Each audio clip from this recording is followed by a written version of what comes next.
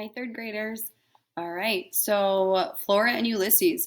Yesterday we had um, talked about how Flora's mom made a comment that didn't really seem so nice, right? She said that her life would be easier if Flora went to live with her father. And yesterday I asked you to think about how do you think that made Flora feel? How do you think that what do you think she was thinking in that moment? And now, today, I want you to think about, do you think Flora's mom really meant it? Or was she speaking in the heat of the moment, like being shocked that Flora would say she wants to go live with her dad, and now she's just reacting to that piece? So, kind of think of where both people are coming from. So, I want you to think about, how do you think Flora's mom felt hearing that Flora wanted to go live with her dad instead? How do you think Flora felt in hearing that it would make her mom's life easier if she went and lived with her dad? And then the last thing I want to ask you is, do you think mom really meant it? And or was she speaking in the heat of the moment? And should that be a moment where maybe we should think before we act or think before we speak because of the way it might make someone feel? All right, so chapter 46 is called Giant Her. And we have a comic here with our friend Ulysses. All right. He flew because he was a superhero, and he was coming to the rescue. He was cheering up Flora. William Spiver said that the universe was expanding. That means there will be more of everything: more cheese puffs, more jelly sandwiches, more words, more poems, more love, and more giant donuts. Maybe even gianter donuts. Is gianter a word? It should be. Right? So when we ended the chapter yesterday, Ulysses was flying through the air. So we're going to find out, why was he flying? Flying squirrels. Why, Flora wondered, did everything become silent when Ulysses flew? It had been the same in the giant donut, at least until everyone started screaming. It was as if some small piece descended. The world became dreamy, beautiful, slow. Flora looked around her. She smiled. The sun was shining into the kitchen, illuminating everything. Ulysses' whiskers, the typewriter keys, her father's upturned and smiling face, and her mother's astonished and disbelieving one. Even William Spiver was illuminated, his white hair glowing like a wild halo. "What is it?" said William Spiver. "What's going on?" Flora's father laughed. "Do you see, Phyllis? Do you? Anything can happen." Ulysses floated above them. He zoomed down to the ground and then went shooting back up to the ceiling. He looked behind him and performed a lazy mid-air backflip.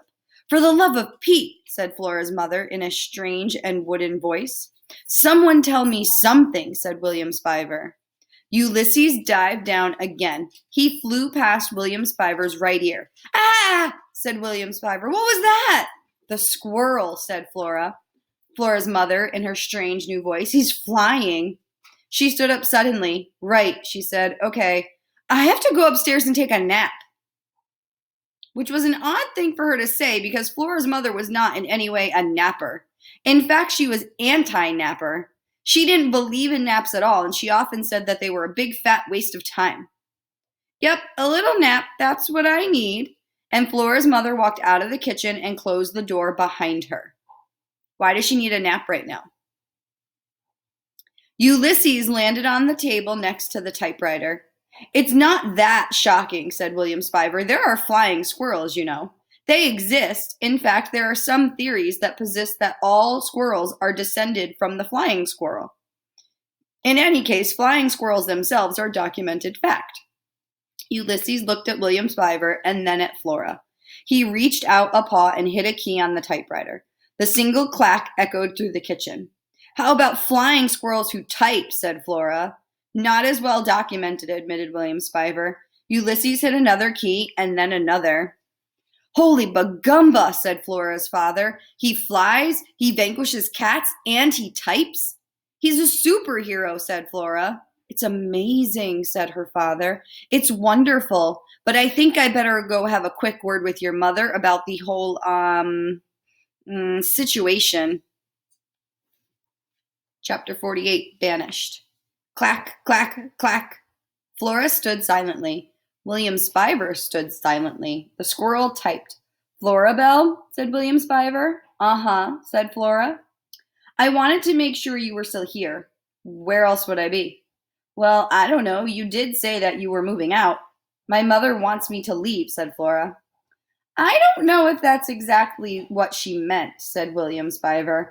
I think she was surprised, and perhaps her feelings were hurt. She certainly didn't express herself very well. Shocking, really, that a romance novelist could be so inept at the language of the heart. Clack, clack, clack. Ulysses had a look of deep and supreme satisfaction on his face. She said it would be easier without me, said Flora. Yes, well, said William Spiver. He pushed his glasses back up on his nose. He pulled out a chair and sat down again at the kitchen table. He sighed a deep sigh. My lips are numb, said Flora. I know that feeling, said William Spiver, having suffered through several traumatic episodes myself. I am very familiar with the bodily manifestations of grief.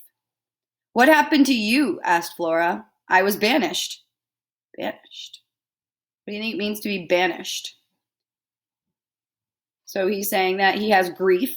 So grief is usually a feeling you have when you lose something or someone, or, when you're upset by something, you might feel grief. So he's experiencing grief and he says, I was banished. So what do you think it means to be banished? It was a word that Flora could feel in the pit of her stomach, a small, cold stone of a word. Why were you banished? I think the more relevant question would be, who banished me? Okay, said Flora, who banished you? My mother, said William Spiver. Flora felt another stone fall to the bottom of her stomach. Why? She said. There was an unfortunate incident involving my mother's new husband, a man who is not my father, a man who bears the idiotic appellation Tyrone. Where's your father? Said Flora. He died. Oh. One more stone sank to the bottom of Flora's stomach. My father, my real father, was a man of great humanity and intelligence, said William Spiver. Also, he had delicate feet, very, very tiny feet. I, too, am small of foot. Flora looked at William Spiver's feet. They did seem extremely small. Not that that was particularly relevant information. In any case, my father was a man who could play the piano wonderfully well. He had an in-depth knowledge of astronomy. He liked to consider the stars. His name was William. But he's dead, and now my mother is married to a man named Tyrone, who does not have delicate feet and who is supremely unaware that there are stars in the sky. The mysteries of the universe mean nothing to him. He sold my father's piano. He is a man who refuses to call me William, and instead a man that refers to me as Billy. My name, as you know, is not now, nor has ever been, nor will ever be, Billy. I took issue with being so addressed. I repeatedly took issue, and after repeatedly taking issue and repeatedly being ignored, one thing led to another, and some acts occurred, and thus I was banished. What thing led to another thing, said Flora. What irrevocable acts occurred? It's complicated, said William Spiver. I don't want to talk about it right now, but as long as we are asking each other questions of an emotionally fraught nature, why did you say that your mother wanted a lamp for a daughter? It's complicated, said Flora. So why do you think that William has such a dislike to nicknames? Now knowing that his father's name was also William, his father has passed away. He wants to be called William or William Spiver. His stepdad was calling him Billy, and he hated the nickname. Why does he have such a strong attachment to William? I'm certain that it is, and I emphasize. There was another long silence, punctuated by the clacking of typewriter keys. The squirrel is working on another poem, I suppose, said William Spiver. I guess, said Flora. It sounds like a long one, epic in nature. What in the world would a squirrel have to write about at such length? A lot happened today, said Flora. It was late afternoon. The shadows of the elm and the maple in the backyard entered the kitchen and flung themselves in purple lines across the floor. Flora would miss those shadows when she moved away. She would miss the trees. She supposed she would even miss William Spiver. And then, almost as if he were reading her mind, William Spiver said, I meant what I said. I'm here because I was looking for you and I missed you.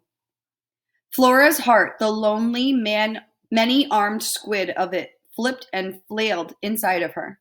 She opened her mouth to say that it didn't matter, not really, not now. But as usual, what she intended to say to William Spiver and what she actually said were two different things. The sentence Flora intended to say was, it doesn't matter. The sentence she said was, have you ever heard of a place called Blunder Meakin? Pardon me? Said William Spiver. He held up his right hand. I don't mean to alarm you, but do you smell smoke? Flora sniffed. She did smell smoke. Now there was going to be a fire on top of everything else. For the love of Pete.